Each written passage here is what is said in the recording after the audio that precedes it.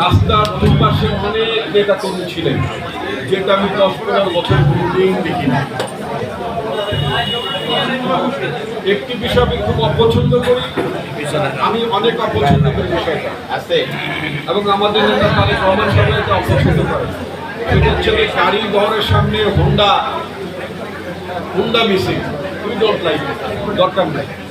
এগুলো 10 বছর আগে 15 বছর আগে রূপ ছিল না। সুতরাং মুক্তিযুদ্ধের পরে, স্বাধীনতার পরে অনেক নতুন মুক্তিবাহিনী হয়ে গেছিল, কিন্তু নাকি অনেক মুক্তিবাহিনী হয়ে গেছিল। শেখ হাসিনা মুক্তিবাহিনী বানাইতে 9 বছর বয়সে লোক মুক্তিবাহিনী বানায়।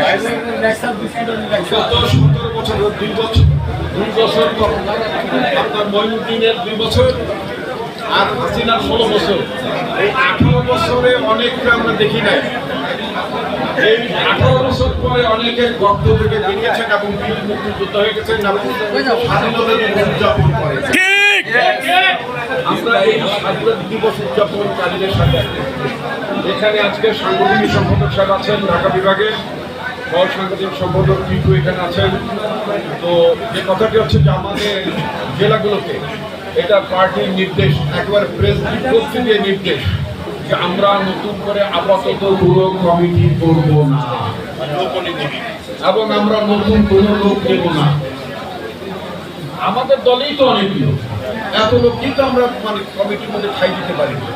এখন আওয়ামী লীগের কিছু লোকজন ঢুকবে পেছনের কাতারে, দেখা গেল যে ওদের মিছিলে যেত, ওর বাইরে ছিল না, মারামারি করতো না, কিন্তু মিছিলে যাইতো, এই যারা খেলাই করে যাইতো, এখন আবার নতুন পরিস্থিতি আমাদের সাথে আসবে, আবার ভবিষ্যতে আওয়ামী লীগের বা অন্য কোনো দলে গেলে বলবে তাই খেলাই করে গেছিলাম। এই খেলা খাওয়া লোকজন বিএনপির দরকার না, ভেরি ক্লিয়ার, খেলায় খাওয়া কোনো লোকজন না। দেশে একটি সরকার আছে, এই সরকারটিকে বলে অন্তর্বর্তীকালীন সরকার। আমি খুব ক্যাটেগরিক্যালি দায়িত্ব নিয়ে বলতে চাই, এই অন্তর্বর্তীকালীন সরকার ডক্টর ইউনূসের নেতৃত্বাধীন যে সরকারটি ক্ষমতায় আছে, এই সরকারটি হচ্ছে আমাদের আন্দোলনের